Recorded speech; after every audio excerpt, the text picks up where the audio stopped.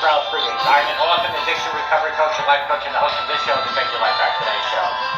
Folks, you can find us on YouTube as well, on channel Take Your Life Back. You know what? Today is May 31st. My mother was killed in 2016. My mother died 4 years ago, and I'm still grieving.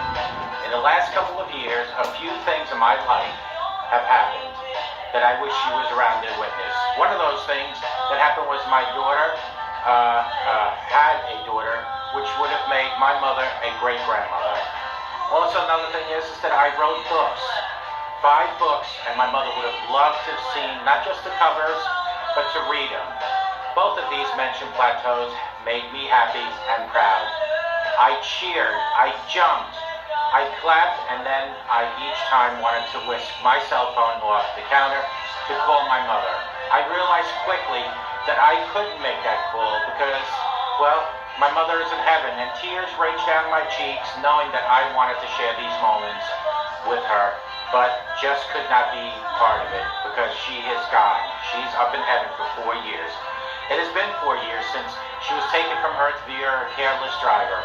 I feel the pain of losing her more each day when I thought the pain would lessen within time. Friends, there are many things people say to you when you lose someone, and one is that time heals. Time is passing and the wounds are still raw, even after 4 years, my friends.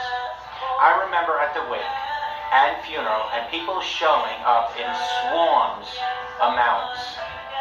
They were all moving while I was standing still, and every moment of those days seemed to be one hazy dream or nightmare. I had piles of cards, endless emails and texts, and enough stories to hear from folks that knew and loved my mother for who she was. As the service ended, I watched people pack up and move on with their lives. I didn't. I couldn't. I remember being at a red light, leaving the funeral home, and looking over my shoulder to see a woman talking to what appeared to be her mother in the car. She was smiling and laughing, and I wondered when I would be able to do that with my mother again. Well, I know when it's my turn to go to heaven. But I knew the answer was never here on earth, because it won't happen. In the past 4 years, I spent a lot of time putting my happy face on for other people, especially my family. I wanted them to have a strong me and a brave me. Trying to smile that hard through the pain while forcing myself to be a strong person of the house was simply exhausting. And it's overwhelming. Let me just get this back here a little bit. People around me may have mistaken my visible strength as a sign of tackling grief and overcoming it. Not so, my friends. I'm grieving today. May 31st, 2016, a little bit after 5 o'clock, is when the detectives came to my home to inform me of her passing. They handed me her stroller. She used that stroller to transport her shopping bags. Indirectly, it was her transportation like a car would be. She never drove a car here in the United States. Her stroller was mangled from the Dodge Ram hitting my mother and that careless driver. I did forgive that driver.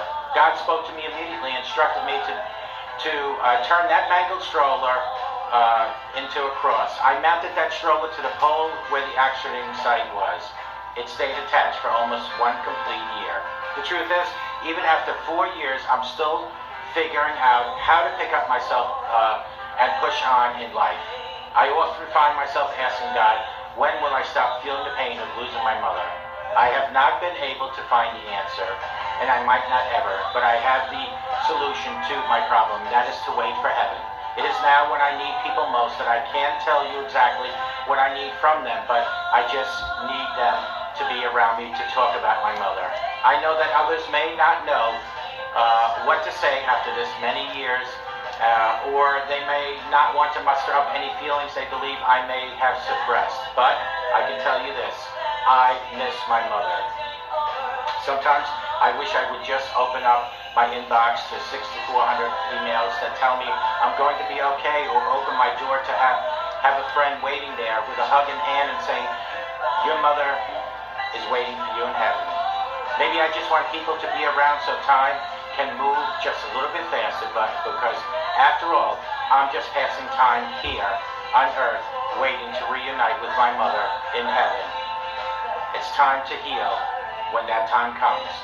It is comforting to know, however, that one day I will reunite with my mother, Margrit Friedrichs, maiden name Schultz, born 11/15/1939, sent to heaven May 31st, 2016. I leave you with this from the Bible in 1 Thessalonians 4:16-18. For the Lord himself will descend from heaven with a cry of command, with a voice of archangel, and with the sound of a trumpet of God. And the dead in Christ will rise first. Then we who are alive, who are left, will be caught up together with them in the clouds to meet the Lord in the air, and so we will always be with the Lord. Therefore, encourage one and another. My mother was a beautiful soul. Call me at 844-405-HELP. Together we can help each other take our lives back. I wait for the day that I reunite my mother. She was killed May 31st, 2016, and I miss her dearly. Take good care, and may God bless each and every one of you. Bye-bye now.